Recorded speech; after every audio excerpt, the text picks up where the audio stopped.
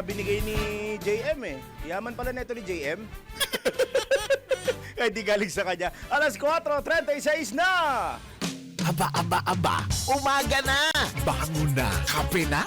Marami na ang nasa kalsada, marami na ang nauna sa'yo. Sabayan ang pagbangon ng mga tamang balita sa Pinoy Gising! Kasama ang dalawang mas nakakagising pa sa Barakong Kape. Lahat ay gising kay Daryl Justin.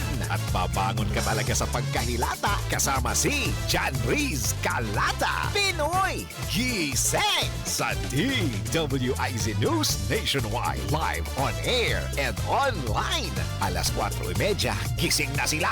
Lunes hanggang Biyernes. Pinoy Gising! Pinoy Gising! Aba, gising na para mas maraming grasya. Ay, ano? Oo. DJ patulugin mo. Ako, yan na! Night ikaw ay nasaya. Yan oh! Sa mga nakikinig sa jeep, huwag nyo nang buksan yung mga radyo ninyo. Huwag nyo nang patugtog yung mga MP3 ninyo. Usok-usok pa ba yung MP3? Oh, kung ano naman iniisip ng mga kababayan natin sa kantang to. Alam mo, nagwa-wonder ako, paring Daniel, kung itong kanta ba na ito ay may talagang singer ba nito o AI? Kaya ako napatanong kung bakit AI, kasi parang kakaiba yung pagkakabigkas ng mga lyrics. Mga lyrics. Alam mo, itong Sunday pa namin pinag-uusapan ng girlfriend ko ito. Yun yung dahilan kaya ako siya sinend sa'yo ng Sunday. Kaso, lamang pa yung lamig kapon, kaya inuna ko muna yon. At ito ang kanta ngayon. Yeah! May sumasaya si Bamba mo. Kaya hawak na hawak po ni Bamba ang beat. Ay, isa pa si Jordan Tasma, pare. Ay, pwede ba magkaroon ng backup dancer dito? JM, kaya ba ng camera yan? Ay, good vibes tayo. Bagamat dapat hawakan nyo na yung beep. Hindi beat ha. Ako naman ang sasabihin ko, hawakan nyo ang beep ninyo. Lalo na pagpatak ng alas 6, sasakit na naman po ang ulo nating mga kababayan. Lalo na ng mga kababayan nating super kasi magtataas na naman ang presyo ng mga produktong petrolyo. Ang tanong, talagang aray ko. Ang tanong, may hangganan pa ba ito? Ang sagot, sa ngayon, hindi pa po natin alam. Pero gaya na sa mga kababayan nating super, sila may makatatanggap na ayuda. May matatanggap silang cash assistance mula sa pamahalaan, pero they're still crying foul dahil sa tingin nila ibibigay na tulong o ayuda ng pamahalaan hindi pa rin sasapat sa pangangailangan. Ang problema po natin ngayon, ang kinakaharap natin problema ngayon is not because of our politics. Hindi siya dahil sa atin, paalala ko lang, hindi siya dahil sa current landscape ng politika natin. We're hoping nga sana na sooner rather than later, hindi na kung ano-anong kaliwat ka ng pinag-uusapan ng ating mga pinagpipitagang mga politiko, kundi ang pinag-uusapan ay kung paano mas mapapabilis ang pag-aproba, mas mapapabilis ang pagpirma sa panukala kung saan bibigyan po ang Pangulo natin ng emergency powers. Kasi, alam mo pare, nakita ko yung computation, malaki difference kung naipatupad kagad yan this past week. Sabihin natin, ako diesel, hindi ako diesel, gasoline sa akin, unleaded ako. So, nasa 69 pesos yung huling pagas ko. 69 pesos yon. Kung wala pala ang VAT at ang fuel excise tax, ayos, di ba? Yung VAT at fuel excise, kung naisuspindi po yan ng mas maaga, alam mo bang nasa halos 53, 50 pesos, 54 pesos lang per liter? 53 to 54 pesos. Nahuli kong nakita iyan bago pa magkaroon ng sigalot sa Ukraine. Kasi nung nagkaroon ng sigalot ang Estados Unidos sa Ukraine, Israel tsaka Ukraine, kung hindi ako alam ko yung Israel tsaka Ukraine yun hindi pa sumisirit ng ganyang kalaking presyo. Simula na sumirit yan, hindi na yan bumaba ng 55. Kung makakita man kayo ng 55 pesos, napakapalad po ninyo para makapagpagas ng 55 pesos per liter. Ay, nako, Tuesday. Kung kayo nasa biyahe, pa-full tank na ninyo, baka sumakit ang ulo nyo! Sabi nga ni Bambamita sa Kamay at Iwagayway, isang maganda. Para nasa game show. Maganda. Tuesday morning, Luzon, Visayas, Mindanao, Pilipinas. Sumasa inyo na po, Pinoy Gising. Wakey na, wakey to the beat. Isang kalating oras ang ating balitaan, kwelitan at kwentuhan. Ay, go! Ang Ganyan-ganyan lang kayo, marunong sumayo.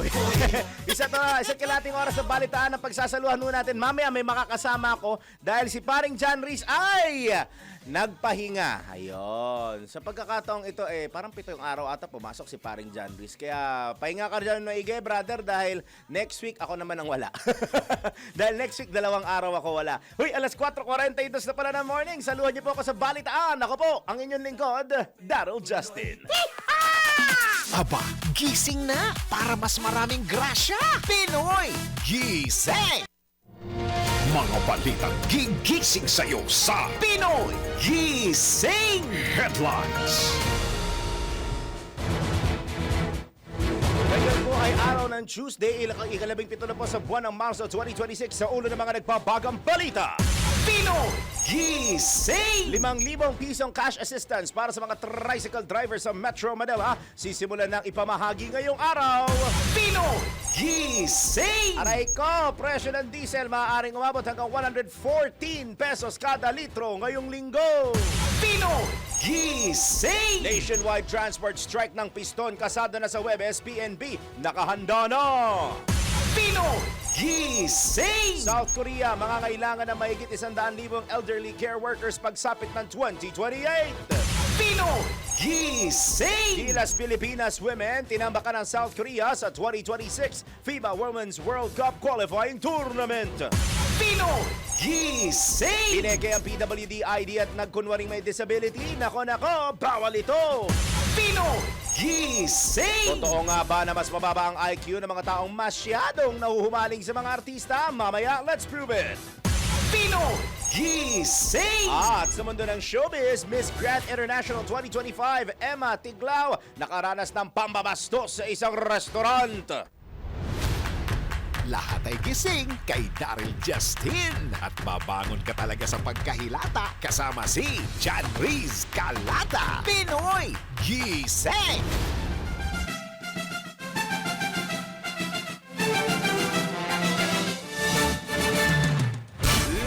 6 na minuto na lang po bago sumapit ang ikilima ng morning dako na tayo sa nanggigising ng bubulabog ng bubulahaw ng gugulat na detalye ng mga balita. Pinoy Gising! Sisimula na po ngayong araw ng Department of Energy o Department of Social Welfare and Development, DSWD pala ito, ang pamamigay ng 5,000 peso cash assistance sa mga tricycle drivers sa Metro Manila. Ito ay sa gitna pa rin ng nagpapatuloy na pagtaas ng presyo ng krudo bunsod ng tensyon sa gitnang silangan o sa Middle East. Isasagawa ang payout sa designated center sa Kalakhang, Maynila alas 6 ng morning. Today po iyan. Makakatuwang ng DSWD sa pamamahagi ng ayuda ang Department of Transportation o DOTR kung saan inaasahang 139,000 tricycle drivers. Ulitin natin 139,000 tricycle drivers ang makikinabang dito. Isasagawa ang magkakasabay na payout sa 30 identified sites sa 17 local government units o LGU. Pinoy Gising! Target naman po ng Department of Social Welfare and Development o DSWD na isunod ang mga tsuper ng jeepney sa National Capital Region o NCR sa pamamahagi nito ng ayuda o yung tinatawag na cash assistance. Ito ay sa bunsod ng sunod-sunod na pagtaas ng presyo ng produktong petrolyo sa pandaigdigang merkado.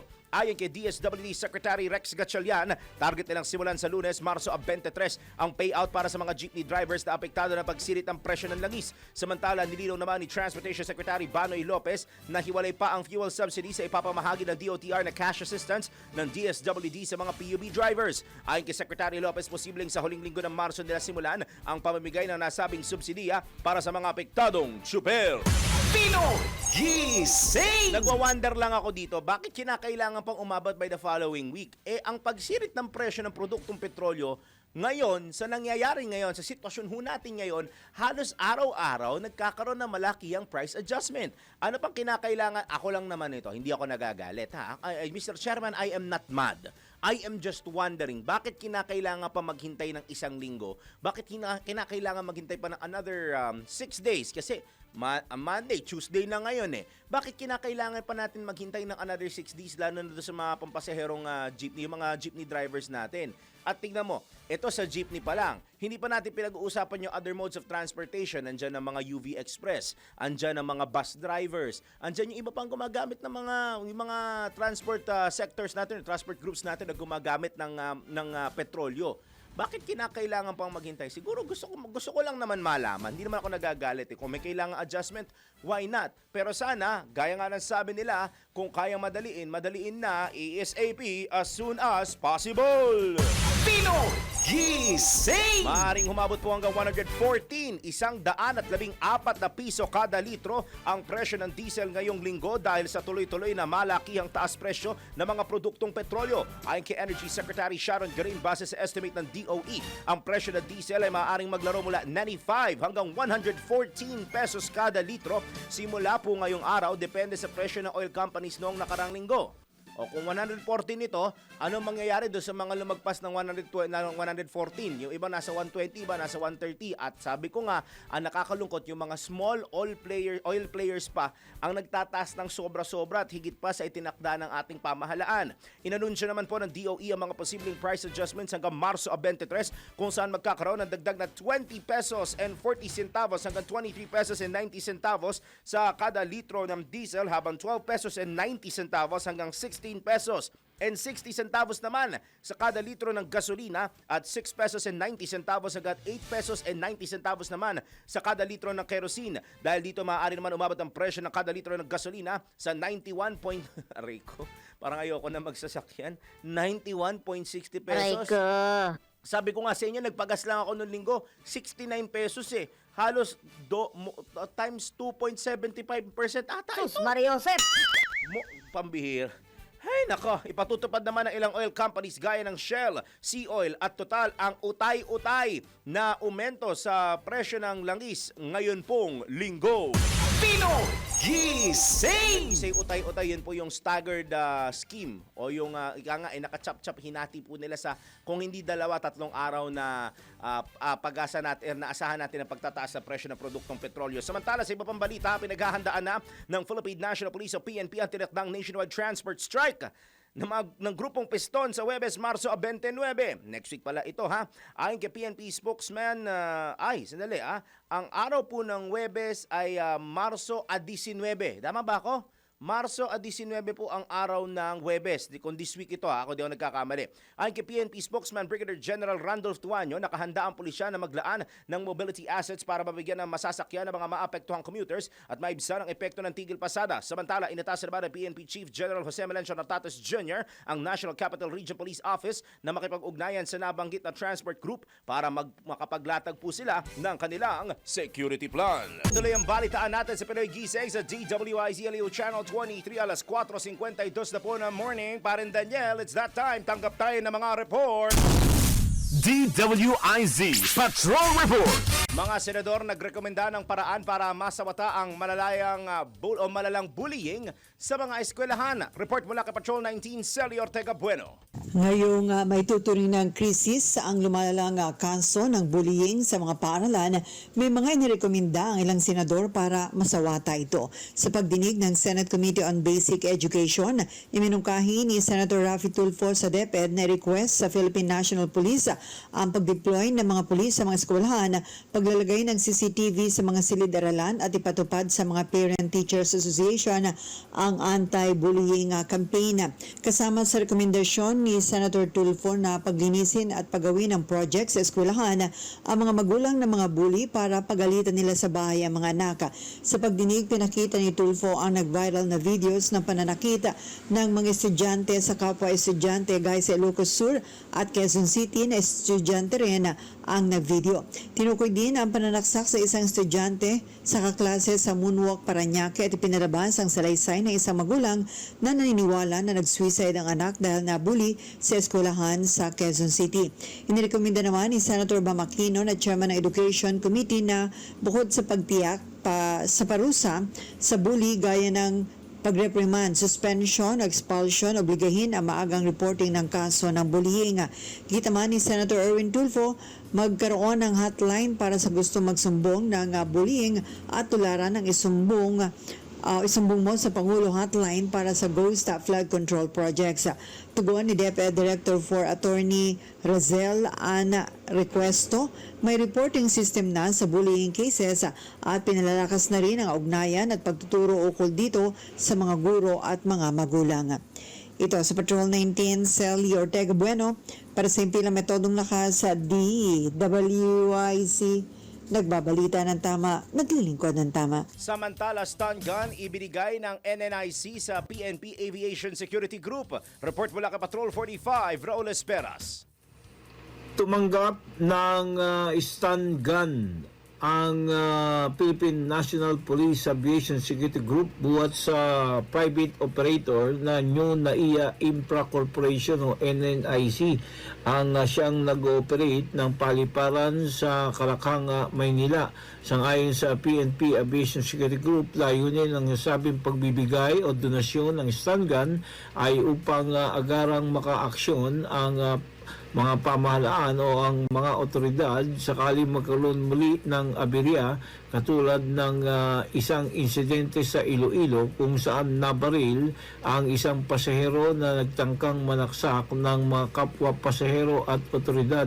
Ang stun gun ay maaring gamitin ng sinumang law enforcement sa sinumang unruly passenger at ito ay sa pamamagitan ng non-intervention o walang pananakit at tanging layunin ay madisarmahan ang sinumang pasahero na mayroong banta sa buhay ng mga kapwa pasahero. Raul Esperas, Patrol 45, nagbabalik ng tama, naglilingkod ng tama sa Impiro Metodo Lucas, DWIC. Kapag may bagong balita, naka-on air, agad-agad, DWIC Patrol Report. Ngayon naman, sa mga kababayan nating malalakas ang loob na mameke, kung pineke po ang PWD at nagkunwari, ito yung mas malala, yung nagkunwaring may disability o may kapansanan po. Bukod sa hindi po tama yan, pasensya na sa sasabihin ko, malupit po ang balik sa inyo yan pag ginawa ho ninyo yan. Ang karapatan ng ating mga kababayan PWD at mga business owners na mapagsasamantalaan because of the discount at ang kaparusahan ng mga namemeke na yan dito sa NBI. Nako, bawal ito!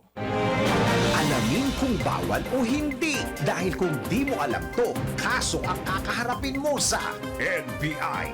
Nako, bawal ito.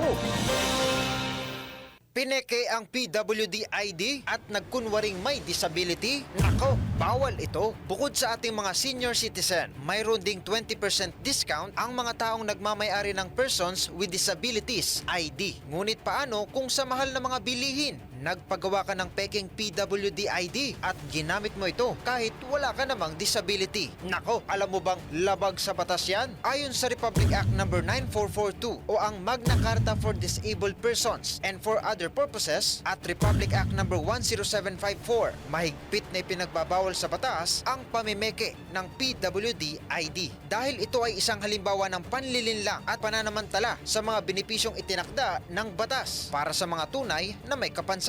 Ayon sa mga otoridad, nakukuha lamang ang lehitimong PWD ID sa Persons with Disabilities Affairs Office, DSWD, Barangays at City Mayor's Office. Ang sinumang lumabag ay maaaring makulong ng hanggang 6 na buwan o magmulta ng 50,000 piso hanggang 100,000 piso. Kaya naman baka sa halip na makadiscount ka, lalo ka pang mapagastos dahil sa laki ng multa. Lumaban ka ng patas at huwag kang mandaya para hindi ka masabihan ng, nako, bawal ito. Pinoy Gising! At ngayon naman sa ating showbiz news, Miss Grand International 2025, Emma Tiglao nakaranas po ng pambabastos sa isang restaurant. Anyari, alamin natin mula kay Mima Anton. Mga latest na pinag-uusapan, mga latest na pinagchichismisan. Pinoy Gising! Showbiz Spotted!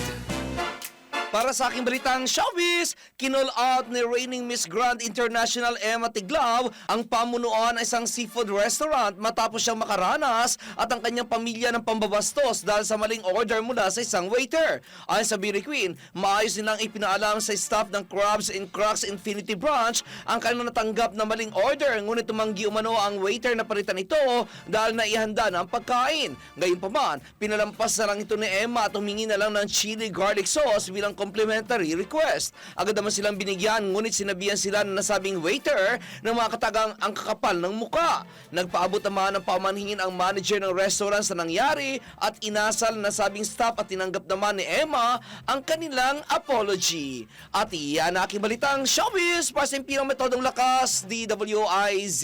Ako si Anton, nagbabalita ng tama, naglilingkod ng tama. Pino Gising! Maraming thank you, Mima Anton. At tiga mo, hindi lang pala sa eskwelahan, yung pambabastos at bullying nangyayari din kahit sa mga kilalang personalidad. Hay nako, Pilipinas, magbago na tayo. Impunto alas 5 na po ng morning. May makakasama na ako sa isang oras natin tuloy-tuloy na balitaan. Kung sino siya, abangan dahil susunod na. Aba, Pino Gising! At para sa balita sa ibayong dagat, South Korea mangangailangan ng mahigit 100,000 elderly care workers pagsapit ng 2028. Pino Gising! Sa sports, Gilas Pilipinas Women tinambakan ng South Korea sa 2026 FIBA Women's World Cup Qualifying Tournament. Pino Gising! At para sa segment, totoo nga ba na mas mababa ang IQ ng mga taong masyadong nahuhumaling sa mga artista? Tunghayan natin yan sa Let's Prove It. Pino Gising! At sa mundo ng showbiz, bagong music era ni Janine Berdin sinimulan sa bar tour. Lahat ay gising kay Daryl Justin at mabangon ka talaga sa pagkahilata kasama si John Riz Calata. Pinoy Gising! Ayun po, 7 minuto na, 7 minutes na makalipas ang alas 5 ng morning. Nasa ikalawang oras. Nasanay ako na 4 to 5. Nasa isang dire-diretso, isang buong oras po tayo ng ating balitaan ngayon Tuesday morning. Muli kami po niyo makakasama, Daryl Justin. At sa ngalan po ni John Riz Calata, ako po si Rayabel Medina. Pino Gising! Sa iba pang detalye ng balita, aprobado na sa ikatlot huling pagbasa ng Kamara ang panukalang magbibigay ng emergency powers kay Pangulong Ferdinand Marcos Jr. para suspindihin o bawasan ang excise tax sa langis. Ito'y matapos makakuha ang panukalang 247 votes na pabor, 3 tumutol at 1 abstain, dahilan para tuluyan itong pagtibayin sa Kamara. Sa ilalim ng panukala, maaaring gamitin ni Pangulong Marcos ang kapangyarihan kung aabot o lalagpas sa $80 ang kada bariles ng Dubai crude oil sa loob ng isang buwan. Maliban dito, posible ding gamitin ng emergency power kapag ideklara ang state of national emergency o kapag may kalamidad na nagdudulot na matinding pagtaas sa presyo ng produktong petrolyo. Magagamit din ito ng Pangulo kapag inirekomenda ng Development Budget Coordinating Committee sa pakikipag-ugnayan sa kalihim ng Department of Energy o DOE. Tatagal lamang emergency powers ng Pangulo hanggang 6 na buwan pero maaaring palawigin o wakasan ng Kongreso ng mas maaga sa pamamagitan ng joint resolution. Pino Gising! Samantala, sa kaugnay na balita, inaasahang masisimulan ang rollout ng fuel subsidy program ng Department of Transportation para sa mga PUV drivers sa huling linggo ng Marso. Ayon kay Transportation Secretary Giovanni Lopez, humigit kumulang 2.5 billion pesos na pondo ang inihahanda nila para sa mga PUV driver na apektado ng malakihang pagtaas ng presyo ng mga produktong petrolyo. Anya, pangangasiwaan ng Land Transportation Franchising and Regulatory Board ang pamamahagi ng naturang subsidiya para sa mga operator at driver. Sa ilalim ng 2025 General Appropriations Act, kabilang sa makikinabang sa fuel subsidy ang mga bus, taxi, jeepney at school service na rehistrado sa LTFRB, gayon din ang mga motorcycle taxi at delivery riders. Ito ay hiwalay pa sa 5,000 pesos na cash assistance na ipamamahagi naman ng Department of Social Welfare and Development. Pino Gising! Matapos sertipikahan bilang urgent ni Pangulong Ferdinand Marcos Jr., aprobado na sa ikalawang pagbasa ng Kamara ang House Bill No. 8469 o ang panukalang amyendahan ng Biofuels Act of 2006. Sa ilalim ng panukala, aamyendahan ang Section 5 para bigyang kapangyarihan si Pangulong Ferdinand Marcos Jr. na pansamantalang suspindihin ang obligadong paggamit ng biofuels sa loob ng 1 taon kung hindi bababa sa 5% ang presyo ng blended fuel. Ang House Committee on Energy Chairman at Palawan Representative Jose Alvarez, layon ng panukala na protektahan ng mga Pilipino laban sa epekto ng pagtaas ng presyo ng langis sa pandaigdigang merkado. Git ng mambabatas, hindi tatalikuran ng panukala ang pangmatagalang layunin ng bansa na paggamit ng renewable energy kung magsisilbi lamang na agarang tulong sa mga driver, magsasaka at mangingisda sa panahon ng matinding krisis. Pino Gising! Tiniyak naman ng Bureau of Fisheries ang aquatic resources na umiiral na rin ng pagbibigay ng fuel subsidy para sa mga maliliit na mangingisda. Ito ay sa gitna pa rin ng pagtaas ng presyo ng mga produktong petrolyo na dulot ng tensyon sa Middle East. Ayon kay BFAR spokesman Nazario Briguera, bago pa man sumiklab ang digmaan sa gitnang silangan, ipinatutupad na ang naturang programa ng gobyerno para sa mga mangingisda. Aniya makakatanggap ng 3,000 piso na one-time fuel subsidy ang mga qualified fishermen na nakarehistro sa registry system for basic sectors in agriculture. Kabilang anya sa mga natulungan ng kanilang programa ang mga municipal fisher folk na mayroong bangkang hindi lalampas sa 3 gross tonnage. Gising! Tuloy-tuloy ang balitaan natin sa oras na alas 5:11 ng umaga. Isinusulong ni Navotas City Representative Toby Tiangco ang panukalang batas na layong ma-institutionalize ang paghahatid ng ayuda sa mga mangingisda sa gitna ng malubhang epekto ng oil price hike. Sa ilalim ng House Bill No. 8349, magkakaroon ng National Subsidy Program na tutulong sa mga gastusin ng municipal fisherfolk sa operasyon ng pangingisda. Magiging permanente ang programa kung saan pagkakalooban ng fixed monthly assistance na 2,000 piso, 2,000 pesos sa mga kwalipikadong mangingisda, ano man ang klase ng kanilang bangka. Ipinunto ni Congressman Tiangco na bagamat mayroon ng programa ang Department of Agriculture o DA at BFAR na nagbibigay ng fuel assistance sa mga piling benepisyaryo, limitado po ang saklaw nito at nakadepende sa annual appropriations. Naniniwala ang kongresista na makatutulong ang Uniform Monthly Fuel Subsidy upang gawing stable ang fishing operations, mababawasan ang epekto ng pabago-bagong presyo ng langis, susuportahan ang hanap buhay at mapapanatili ang produksyon ng isda para sa domestic consumption. Bukod pa dito, kapag nabawasan ang operational cost at napatatag ang kabuhayan ng mga mangingisda, magiging stable at abot kaya ang supply ng isda, maiibsan ang kahirapan sa coastal communities at maitataguyod ang inclusive at sustainable na paglago ng ekonomiya ng Pilipinas. Gising! Sinusulong ng Philippine Biodiesel Association ang pagpapaigting sa biofuel law upang mapatibay ang energy security ng bansa sa gitna ng oil price shocks dulot ng tensyon sa Middle East. Naniwala ang TPBA na ang Republic Act 9367 o Biofuels Act of 2006 ang pinakamabisang paraan upang bawasan ang pagsandal ng bansa sa mga imported fuels. Hinimok din ng grupo ang mga mambabatas na palakasin pa ang mga pulisiya sa ilalim ng nasabing batas sa halip na suspindihin ito. Sa kasalukuyan, ayon sa TPBA, nasa 14 na biodiesel facilities na ang gumagamit ng 100% locally sourced coconut oil upang makapag-produce ng coconut methyl ester, isang mas malinis at environment-friendly alternative sa mga fossil fuel-based diesel.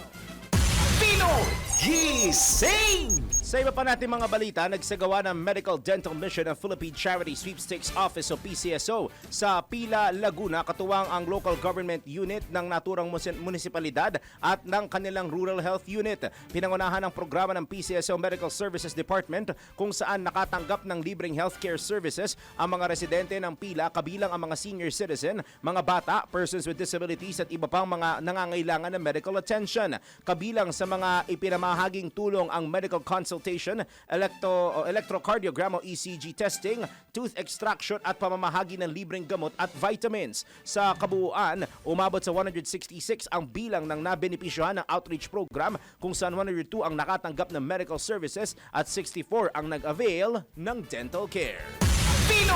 Gising! Sa oras po nating 14 na minuto makalipas ang alas 5 ng morning, alamin na po natin ngayon ang latest sa lagay ng panahon.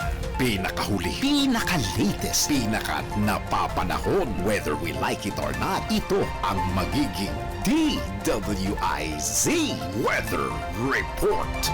Nasa linya po natin mula sa Pag-asa Weather Forecasting Center ang kanilang weather specialist na si Miss Chanel Dominguez. Miss Chanel, magandang Tuesday morning po. Miss Chanel, good morning po. Magandang umaga din po sa inyo at magandang umaga din po sa mga taga-subaybay po natin para sa ating weather update.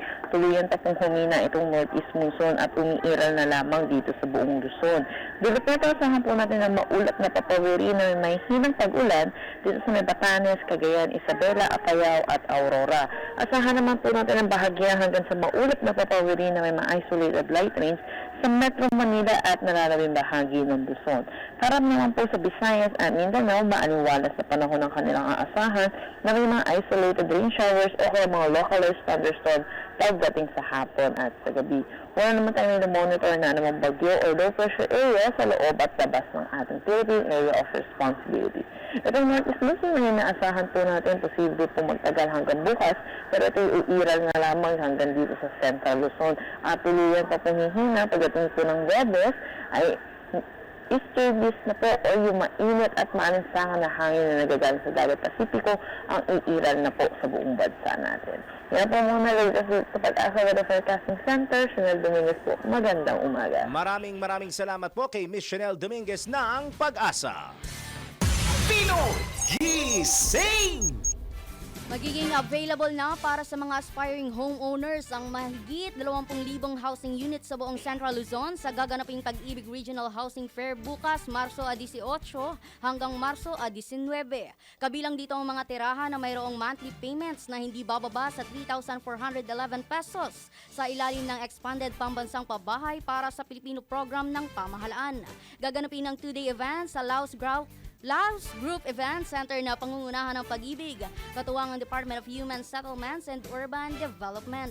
Libre para sa lahat ang magaganap na housing fair mula alas 8 ng umaga at kinakailangan lamang magdala ng isang valid ID at proof of income para sa initial on-site evaluation. Sa naturang programa, inaasahang lalahok ang mahigit 40 developers at housing agencies para makapagbigay daan sa mga prospective buyers na makapili sa libu-libong house and lots at socialized housing options sa rehiyon. Gising! Sa oras ho nating 17 minuto, 17 minutes makalipas ang alas 5 ng morning. Parang Daniel, tanggap muna tayo ng mga report. DWIZ Patrol Report. Direct trip mula PITX hanggang Clark International Airport. Umarangkada na. Aba, kala ko nagpapahinga. Nandito pala to. May report. Detalye po mula sa aking partner, John Riz Calata. Umarangkada na ang direct trip ng Parañaque Integrated Terminal Exchange mula mismo sa kanilang terminal patungong Clark International Airport. Dumalo sa pagbubukas ng nasabing ruta, sina Land Transportation Franchising and Regulatory Board Chairman Atty. Vigor Mendoza II, Chief Operating Officer ng PITX, Mr. Mohit Malhi. Gayon din sina PITX President Jaime Rafael Feliciano, Clark Lipad President and CEO Mr. Noel Mananquil at Genesis Transport Incorporated President Ms. Riza Moises.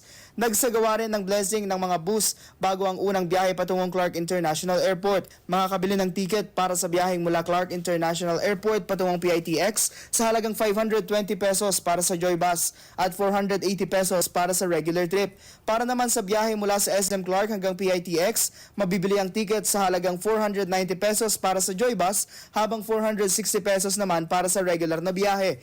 Ang mga biyahe mula PITX patungong Clark Airport ay magsisimula ng alas 5 ng umaga, susundan ng alas 7, alas 9 at alas 11 ng umaga. Gayon din alauna, alas 3 at alas 5 ng hapon at alas 7 ng gabi. Naniniwala si Chairman Mendoza na pinatitibay ng hakbang na ito ang layunin ni Pangulong Ferdinand Marcos Jr. na mabigyan ng mga commuter ng convenient na travel experience. Ayon sa LTFRB Chief, pag-aaralan pa nila ang ganitong mga klase ng hakbang at ipatutupad din sa iba't ibang lugar sa bansa. State grid is a state grid PITX part. So more and more we're looking at the P2P model that Genesis has been propagating in various routes as a means to make traveling in the Philippines much easier. Kung kailangan na masyadong babaka. So we're now looking at this and hopefully we will gain a lot of experience from the routes that Genesis has started. Not only in XLR but in other routes around the Philippines. Ako si John Riz Galata, nag-uulat sa impilang may todong lakas. DWIZ, nagbabalita ng tama, naglilingkod ng tama. Gising! Samantala, utos ng BSP na tanggalin ng mga bangko at financial institutions ang one-time password o OTP, suportado ni Senador Mark Villar. Ang ulat mula kay Patrol 19, Celi Ortega Bueno. Mahalagang hakbang para maging ligtas ang digital banking at mapaigting ang proteksyon laban sa phishing. SIM swapping at iba pang uri ng online scam ang naging direktiba ng Bangko Sentral ng Pilipinas na tanggalin na ng mga bangko at financial institution ang SMS one-time password o yung OTPs at mag-adapt ng mas malakas na security measure pagsapit ng June 30, 2026. Itiniyag ni Senator Mark Villar makaraang suportahan ang naturang direktiba ng BSP. Ayon kay Villar, welcome sa kanya ang ipatutupad ng Bangko Sentral ng Pilipinas. Nahanay-anya din ito sa layunin ng Anti-Financial Account Scamming Account na layong protektahan ang publiko mula sa online scam at hindi otorisadong financial transaction. Nagpahayag naman ng pangamba ang senador dahil hindi na sapat ang SMS OTPs para depensahan ang mga users mula sa panganib ng scam dahil marami pa rin sa mga kababayan natin ang nabibiktima nito. Tinukoy din ng senador na lahat ng transaction ay digital na at maging ang mga scammers at hackers ay kaya na rin makipagsabayan kaya naman napapanahon ang aksyon ng BSP na gawing mas ligtas at mapangalagaan ang transaksyon ng ating mga kababayan online. Sa ilalim ng direktiba ng BSP, imamandato na ang paggamit ng advanced authentication methods tulad ng biometrics, fingerprint o facial recognition, in-app approvals, push notification, device-based verification at iba pang security tools na mahirap pasukin ng mga scammers. Ito sa Patrol 19, Celly Ortega Bueno para sa impilang metodong lakas DWIZ. Nagbabalita ng tama, naglilingkod ng tama. Pinoy Gising! Samantala, isa naman pong special report. Naitatalang sunog sa bansa, patuloy ang pagtaas ngayong Fire Prevention Month, anibersaryo ng Volunteer Fire Brigades. Ipinagdiwang ang special report mula kay Patrol 38, Jen Patrolya.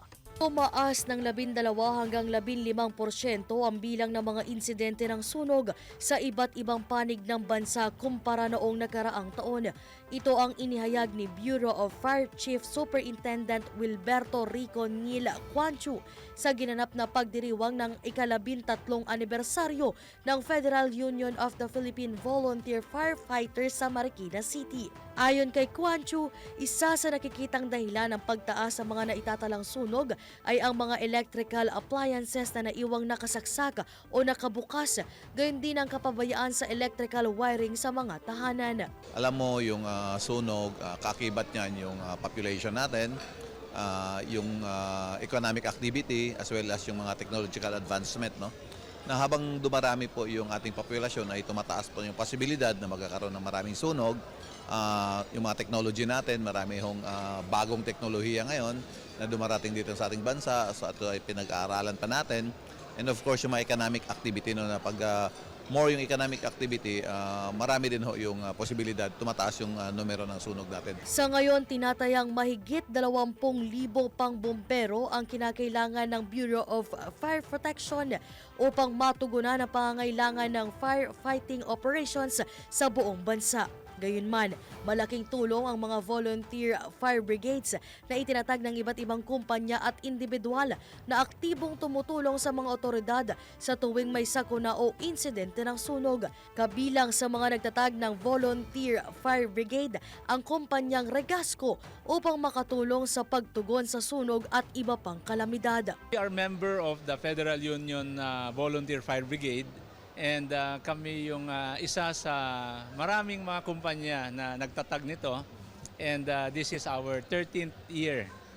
Kaya yun naman pong mga ginagawa naming activity is part of our corporate social responsibility at tulong-tulong at iba't ibang kumpanya sa pagtatatag nitong mga volunteer fire brigade. And we are now totaling to 100 fire station nationwide. So yun po yung aming sineselebrate ngayon.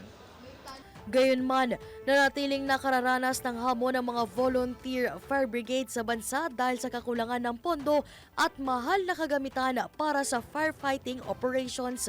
Ayon naman kay Benedict Villafuerte, presidente ng Federal Union of the Philippine Volunteer Firefighters, isa sa kanilang pangunahing suliranin ang mataas na gastos sa operasyon at kagamitan ng mga volunteer firefighters. Sa ngayon, maraming aspeto ang kinakaharap naming hamon.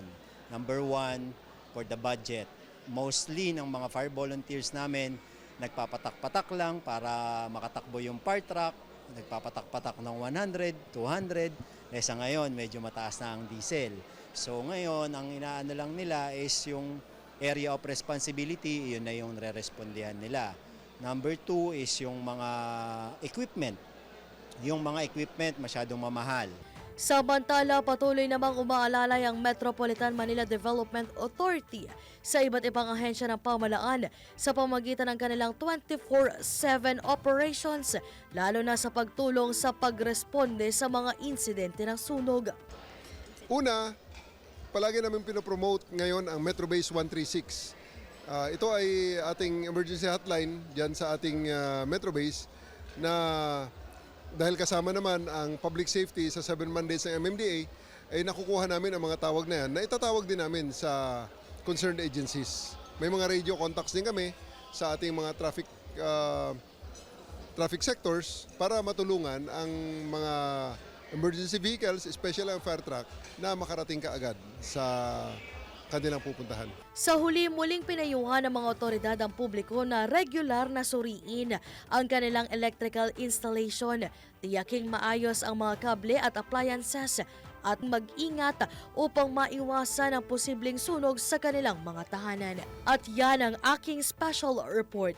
Ako si Patrol 38 Jen Patrolya nag-uulat sa himpilang may todong lakas DWIZ, nagbabalita ng tama, naglilingkod ng Kapag may bagong balita, naka-on air, agad-agad, DWIZ Patrol Report!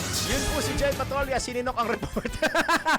Uy, sandali, bago mag-break, kamusta naman ang first 20 minutes mo, Rhea Bel? Okay naman po. Ay, naku, wag mo ko sinashare sa audio. Awayin kita. Okay lang yan. Ito po ang unang newscast ni Rhea Bel. Sabi Ma'am Juday, isa lang na yan, na masanay na.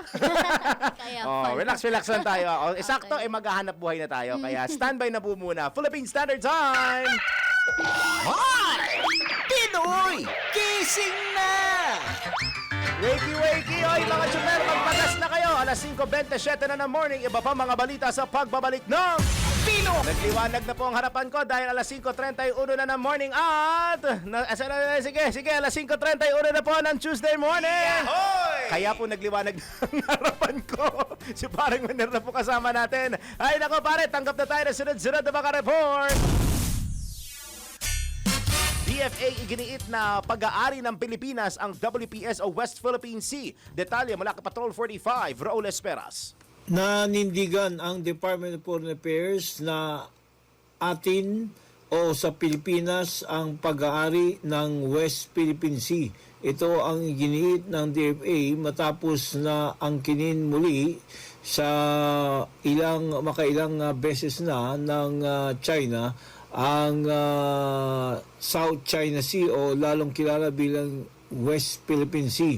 Sa ngayon sa DFA, kailangan anya ipaalala sa China na ang kanilang ginagawa ay na pangaharas sa mga Pilipino na mangingisda ay hindi mapipigilan. Subalit darating din ang panahon na magigising ang buong mundo at lalabanan ang lakas ng China sa kanilang pag-uukupa sa West Philippine Sea. Gayapaman, naniniwala ang DFA na sa pamamagitan ng diplomasya ay maresolbahan ang nasabing issue.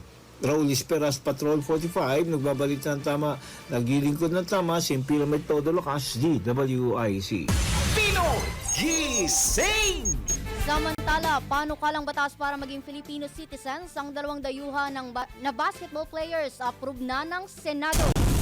Ang ulat mula kay Patrol 19, Celi Ortega Bueno. Lusot na sa ikatlo at huling pagbasa ng Senado ang panukalang batas para sa pagbibigay ng Filipino citizenship sa dalawang dayuhang basketballista na planong maging kasapi ng Philippine team na Gilas Pilipinas.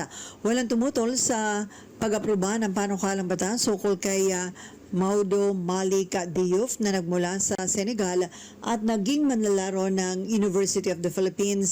Nasa Senate Gallery si Diouf na aprubahan ang panukalang batas. Bumoto naman ng no sina Senator Joel Villanueva at Senator Robin Padilla habang nag-abstain Senator Jingoy Estrada sa panukala para sa Filipino citizenship ng American basketball player na si Elizabeth Janet Mins dahil wala ito sa gallery, hindi tulad ni Diouf. Sinabi ni Senate Majority Leader Juan Miguel Zubiri na may family emergency si Mins kaya nasa US pero may pangako na harap sa Senado kapag nagbalik na ang sesyon sa Senate sa susunod sa buwan ng Mayo. Ayon naman kay Zubiri, mabigat din sa kanya loob na bumoto ng pabor dahil tradisyon ng umaharap sa kanila ang nangihingi ng Filipino citizenship pero pinagbigyan niya si Mins dahil malapit na ang basketball championship.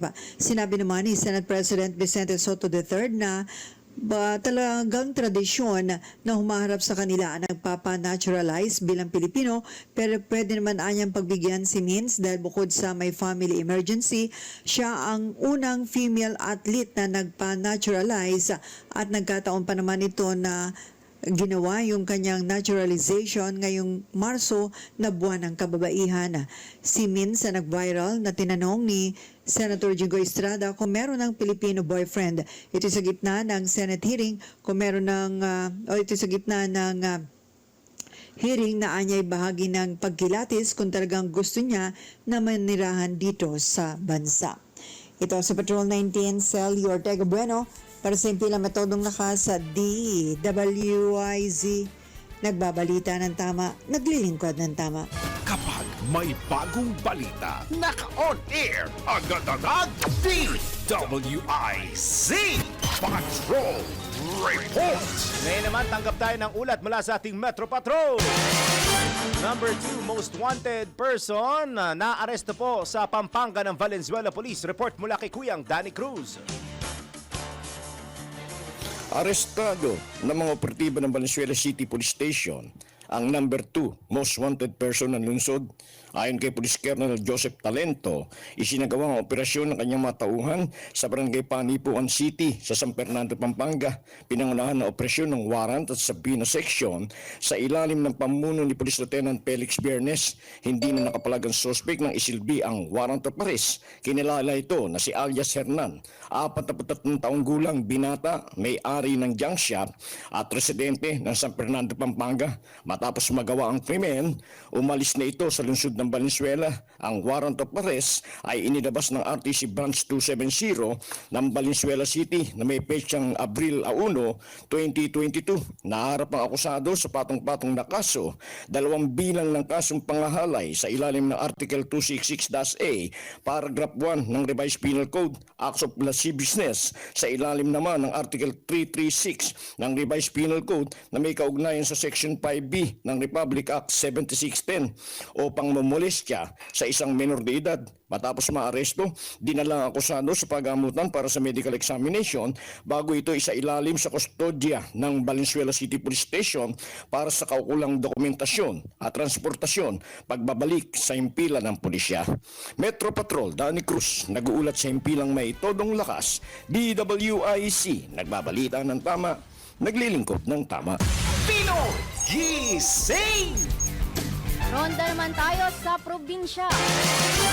Lalaking nagbebenta ng malaswang video footage at pornographic materials sa abroad, tiklo sa NBI Olongapo City Field Unit. Ang detalye mula kay Johnny Gole. Yes, good morning. Aristado nga itong isang lalaking umano'y child abuse facilitator matapos isilbi dito sa kanyang tahanan sa Subic, Zambales ng magkasanib na operatiba ng NBI Women's and Children's Protection Desk, NBI Olongapo Field Unit, NBI Digital Forensic Laboratory Division ang arrest warrant laban sa kanya. Ayon dito sa NBI, ang operasyon ay kasunod ng high-level case referral mula naman sa US Department of Homeland Security Homeland Security Investigation Bureau. Modus umano nito suspect ang pagbibenta at pagpapadala ng mga malalaswang video footage at mga larawan ng mga minor de edad na kababaihan sa kanyang mga parokyano sa abroad. Pagkatapos matanggap itong transmittal mula sa counterpart nila sa Amerika, agad nagsagawa ng surveillance operation itong NBI sa aktibidad nga nito suspect na kumpiska sa pag-iingat nito ang mga gadgets na may kuha pa ng mga malalaswang larawan at ng mga kabataang babae. Gayon din itong ginagamit niyang cellular phone at bolto ng mga larawan at video footage nitong mga inaabusong kabataang babae. Kasama ang mga nakuhang ebidensya, ang suspect ay hawak na ngayon ng NBI kasabay ng pagsasampa dito ng kasong paglabag sa Section 4 ng Republic Act number 11930, kilala sa Anti-Online Sexual Abuse and Exploitation of Children's Act at Anti-Child Sexual Abuse and Exploitation Materials Act sa City Prosecutor's Office. Mula dito sa gitna ng Luzon, ito si Johnny Goles, Central Luzon Patrol. Nagulat kung bilang may tulo lakas DWIC, nagbabalita ng tama, naglilingkod ng tama. Pinoy Gising! Mula Central Luzon, dako tayo sa Bicolandia. City Social Welfare and Development Office sa Naga naghahanda na para sa pagbibigay ng ayuda sa mga driver ng mga pampublikong transportasyon. Report mula kay Kuyang Melvin Machado. Naghihintay pa ang City Social Welfare and Development Office ng Naga ng direktiba mula sa DSWD Bicol kung ano ang magiging sistema sa pamimigay ng ayuda sa mga driver ng bus, jeepney at tricycle sa lungsod. Ayon kay CSWDO Head Annabel Vargas, aalamin nila kung saan kukunin ang listahan ng mga rehistradong driver na makakatanggap ng ayuda. 5,000 pesos ang posibleng maibigay na ayuda ng DSWD sa mga kwalipikadong driver na apektado ng sunod-sunod na pagtaas ng presyo ng produktong petrolyo. Sa ngayon ay marami ng tawag na natatanggap ang CSWDO mula sa mga driver na nagtatanong kung kailan na ang bigayan ng ayuda. Ito ang Ronda Patrol, Melvin Machado para sa Impilang May Todong Lakas, DWIZ. Nagbabalita ng tama, naglilingkod ng tama. Pinoy Gising! Balita naman mula sa Calabarzon. Away politika sa Laguna na resolba na. Bokal Jam Agaraw muling ibinalik sa pagiging Finance Committee. Ang ulat mula kay Arman Cambe. Maayos at walang anumang pagtatalo na ganap na sesyon sa Sangguniang Panlalawigan ng Laguna kahapon kung saan sa pamamagitan ni Vice Governor J.M. Carait na pagkasundo nito ang misunderstanding sa pagitan ni Laguna 4th District Congress Board Member Jam Agaraw at Bukal Arnel Gomez ng Santa Rosa City. Sa nasabing pagpupulong, napabalik sa pagiging Finance Committee Chairman si Agaraw, samantalang muling hinawakan naman ni Bukal Arnel Gomez ang Peace and Order Committee. Ayon naman kay Ginoong Danny Lucas, ang Public Information Officer ng Dalawigan, labis umano ay kinatwa ni Governor Aragones ang pagkakasundo ng dalawa dahil kailangan di umano ito ni Governor Aragones sa kanyang serbisyo publikong ginagawa dito sa lalawigan ng Laguna. Arman Cambe mula Calabarzon, nag-uulat pa si Impilang May Todong Lakas. DWIC, nagbabalita ng tama, naglilingkod ng tama. Pinoy Gising! Akyat naman tayo ng norte. Isang opisyal ng DOST Region 2 nasawi sa aksidente sa Nueva Vizcaya. Detalye mula kay Kuyang Ronald Idol Domingo. Idol, na imbagabigat. Nagdadalamhati ang pamilya, ang mga kaanak at kasamahan sa trabaho sa ni Engineer Mark Hill Hison, isang opisyal ng Department of Science and Technology Region 2 na nasawi sa isang aksidente sa bahagi ng Baresbes, Quezon, Nueva Vizcaya. Ang 48 anyos na si Hison ay nagsisilbi bilang Supervising Science Research Specialist ng ahensya. Ayon sa ulat, sasakay siya ng service vehicle ng DOST nang mangyari ang aksidente matapos umanong mawalan ng kontrol ang minamanehong SUV sa isang paliko at pababang bahagi ng kalsada. Dahil dito nahulog at bumaliktad ang sasakyan. Isinugod pa sa ospital si Engineer Hison, ngunit idineklara naman itong dead on arrival dahil sa matinding pinsalang tinamo sa katawan habang nagtamo naman ng sugat ang iba pang sakay ng sasakyan. umani ng pakikiramay mula sa iba't ibang sektor, mga pamilya ng nasawi na patuloy na nagluluksa sa biglaang pagkawala ng kanilang mahal sa buhay. Napag-alaman na nagdiwang lamang ng kanyang ika-48 kaarawan si Indy Regison noong March 7, ilang araw bago ang naganap ng trahedya. Ito ang Ronda Patrol, Ronald Idol Domingo, nag-uulat sa simpilang may tudong lakas, DWIZ. Nagbabalita ng tama, naglilingkod ng tama. Pinoy Gising! Samantala, may isa pa pong special report.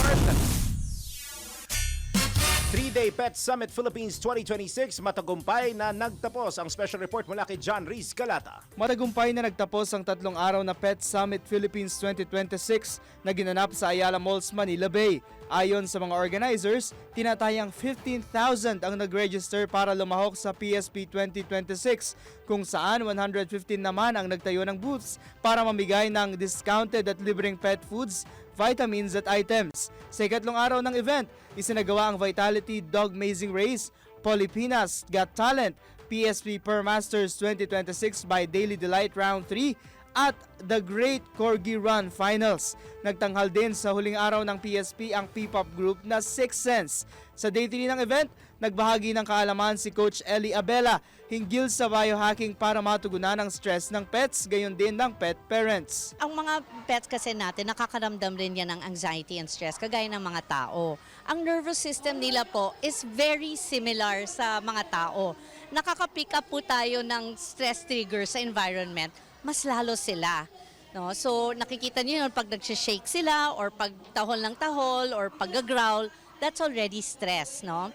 So ang biohack natin, no, ang shortcut natin kung paano pakalmahin is gagamitin natin ang power of touch. 'Di ba? Pag hinihimas natin ating mga babies, nagkakalma sila. Pero ito, when we use itong technique na ito, shortcut siya sa nervous system natin. Nila also. Ibinahagi rin ni Bang Teruel, co-admin ng Philippine Beagle Club, ang kanyang karanasan sa pag-rescue ng mga aso. Not just once, twice, pero pag-isipan nyo siyang mabuti kasi unang-una dapat yan is yung responsible choices. So, when you say responsible choices, so ano ba yung tinitingnan mo? Kasi it's 10, 15 years commitment. So, buhay po kasi yung natin dyan. Buhay yung ating panghahawakan dyan. So, Nagpasalamat naman si Carla Cangleon, co-founder ng PSP, sa lahat ng dumalo at kanilang nakaantabay para maging matagumpay ang ika-12 edisyon ng Pet Summit Philippines. Ako po ay super grateful dahil ang dami pong pumunta over the 3 days. We had over thousands talaga, as in over 10,000 people na nag-register. Hindi lang po kasama mga foot traffic. Tapos we had over 115 booths na nag-service ng mga 50 to 70% off. Tapos we also had animal welfare organizations. So, sobrang grateful kami sa Aleo Broadcasting kasi sinabi nyo yung message namin sa buong Pilipinas. At yan ang aking special report. Ako si John Riz Galata, nagbabalita ng tama, naglilingkod ng tama. Siyam at kalahating minuto na lamang po bago mag-alas 6 ng morning. Tanggap pa tayo ng isa pang report.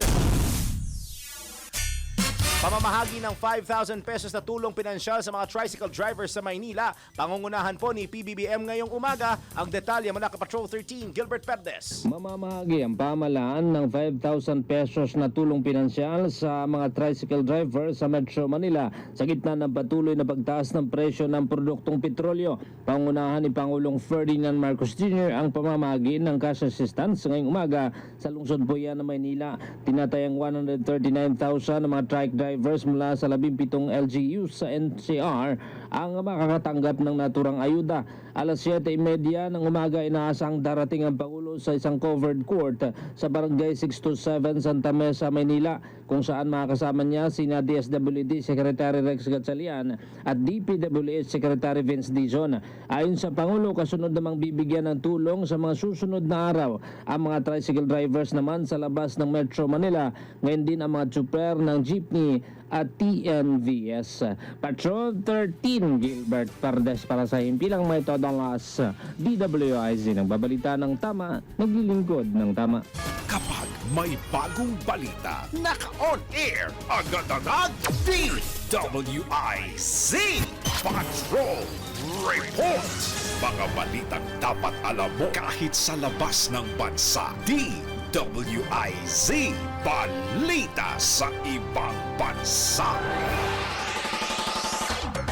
Posibleng makaranas ng kakulangan ng South Korea ng mahigit 100,000 elderly care workers sa sektor ng pangangalaga sa matatanda pagsapit ng taong 2028.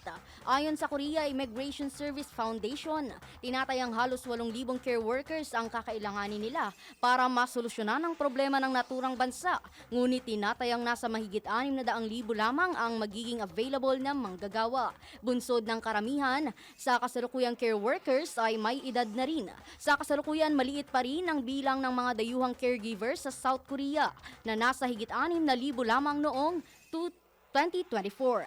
Dahil dito ay minungkahi ng mga mananaliksik na payagan ng ilang dayuhang manggagawa na sumailalim sa pagsasanay at kalaunan ay makakakuha ng mas mataas na visa status upang makapagtrabaho bilang profesional na caregiver.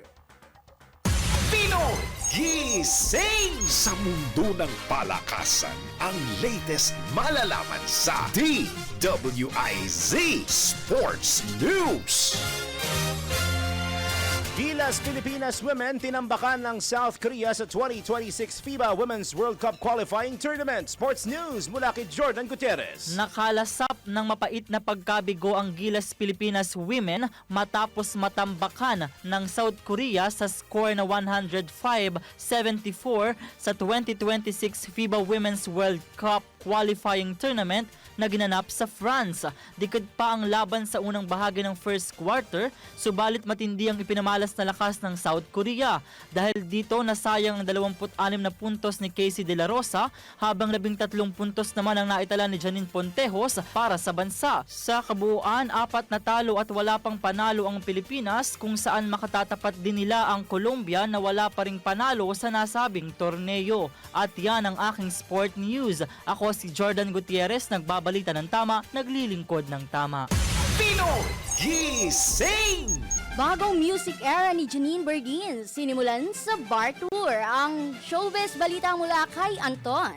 Mga latest na pinag-uusapan, mga latest na pinagchichismisan. Pinoy Gising! Showbiz Spotted! Nagbabalik sa music scene ang singer na si Janine Berdin. Ayon kay Janine, mas personal at malapit sa fans ang handog na performance sa kanyang gagawing bar tour sa iba't ibang lugar sa bansa na tinawag niya ang bar tour ng mga tanga. Ayon kay Berdin, ito'y bilang bahagi ng kanyang pag-i-explore ng bagong direksyon sa musika, kung saan mas malaya niyang naipapakita ang kanyang artistry sa ilalim ng indie at alternative sound. Bukod sa kanyang sariling performances, inaasahan din makakasama niya sa ilang shows ang iba pang guest artist mula sa indie music scene. At iyan ang aking balitang showbiz para sa Himpilang Metodong Lakas, DWIZ. Ako si Anton, nagbabalita ng tama, naglilingkod ng tama. Pinoy Gising! Hoy, partner, tayo ay babati muna. Aga ko natapos, 5:55 pa lang bala. Ako ay babati muna sa ating mga masugid na viewers and listeners. Baka mamaya meron ka ng fans. So pag may fans ka na, magpa-meet up ka na raw. Charot! Grabe mo ka, oy. Tayo mag-good morning. Alam mo ba ang viewers ko dito mabot ng 20 to 30 billion? Oh, handa. Not million. But billions. Billion. Take note of that, ha? Ayan, gaya nito sila, at saka ang tawag ko sa kanila yung mga mama at papa. Mama at papa. Mamaya ko explain siya kung bakit. Kung bakit mama at papa. Yung iba naman kuya. Ayan, kagaya nito, si Kuyang Nelson Malinaw. Ayan. Kuyang Nelson, wala si John Reese ngayon. Nakasabak siya sa field. So, kaya si Miss Rhea. Wow, Miss Rhea. Wow. Miss Rhea Bell. Miss... ano gusto mo, Mrs. Wala ka pa naman asawa, o, di ba? Erna, Mama Erna, good morning. Andyan din si Batman fan to ni Anton. Oo, binibigyan niya dati si Anton ng mga kamukha eh. Na artista. Okay Oo, na po. artista. Grabe kung makatawa siya. Oh. Mama Sue, asan ang breakfast? Andito ka daw sa Pilipinas. Mama Susan Geronimo, good morning. Kuyang Tristan Wyatt Gulay. Ito mga regular to si Kuyang Tristan, si Mama Susan, si Kuyang Nelson. Ayan. May mga, andito rin yung mga Japanese friends natin na nagsasend ng mga GIF, yung mga GIF. O, bala sila, good morning. Ayun, si Kuyang Rene Verano. First time ko narinig nakita to si Kuyang Rene. Kuyang Rene, good morning. Si Mama Nora Teodone, si Mama Nelia Batukan mula Surigao del Norte. Nationwide, Malayo. diba? Kuyang Mike Montero, si Nazer Khalid Alpas, si kilala mo raw to, si Uy. Ian Joseph Rignon, si Anjo Ay. Rignon. Si Ba't ka Sir nakamonitor? Ian. Magandang umaga, Ano? pare Koy. Si Kuyang Ronald Idol Domingo, yung isang reporter natin. Kuyang Ronald, good morning ulit, Kuyang Ronald. Kay Leonides Navales Morelia Jr. May oras pa tayo, baka may gusto kong batiin, partner. Ayun. Feeling ko, Baka may gusto kong batiin. Ayaw. Parang ayaw mo ah. baka po hindi Ayos, lang ah. nakita. Kasi yung tita ko, parang Hindi, may live stream eh. Di siya share pinashare mo. niya yung Oo, link. kaya pala Actually, dumami. Nasa Switzerland siya, and Ay, pinapanood wow. niya yan. Masarap chocolate dyan, ha? Pasama yun. Tita, yung chocolate mo, ha? Masarap ang chocolate dyan. Kahit na boses ang punan ko, nag-chocolate mo ako, ha? Meron pa? Meron pa? And yung mga kapatid ko po, ayun. Ayan. Uy, thank you sa pagsama. Thank you rin, sir, sa I hope you had a good opportunity. experience. And, nag-training kami off-air, para alam nila. Yes. Maasahan ninyo na, first newscast. Ayun. At asahan nyo pa si Rhea Bel, maririnig nyo pa siya sa iba't ibang mga newscast dahil magiging alay din po siya gaya ko, gaya ni John Reese, gaya ng lahat Alay. sa amin dito mga alay. Hindi. Thank you for joining me and I hope you join me some other time. Okay. So, Thank you so singilin mo si Reese ng kape bukas pagbalik niya. Oo, singilin mong kape ha. Hindi lang Nagkakape kape, ka ba? sir. Ano pa? Breakfast. Hindi. Sige, singin mo. Wala na, sir. Okay na yun. Hindi, Kape lang. Kape lang, sapat na. Sapat. Okay, so ngayon bago po tayo pansamantala magpaalam, tayo po ay nagbabalik po ang ating patama quote for today. Ayan, ang ating patama quote for today, hindi solusyon ng pamimigay kung ang hindi naman inaayos. So ang pinatatamaan niyo ba dito? Yuda? Kayo ha, sinasabi ko sa inyo, hindi, it's good to give and it's bad receive, pero kung hindi nyo aayusin, nandyan pa rin ang problema. At yan na po, kalipunan ng mga balita ay tinampok natin. Yan na, sayaw tayo on a Tuesday sa Pinagising sa DWIC New Channel 23. Maraming salamat hanggang bukas pumali. Kami po ang iyong nakasama, Daryl Justin.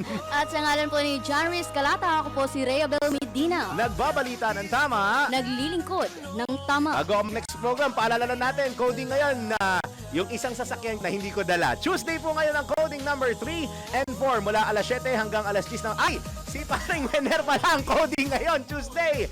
7 to 10 in the morning at 5 to 8 in the afternoon at evening. At tabayan, ang susunod na po ang programang Pasada Balita kasama si Kuyang 35 Johnny Banyas at kasama ni Kuyang Johnny Banyas ay si... Drew Sino. Alas 6 na po. Good vibes Tuesday morning!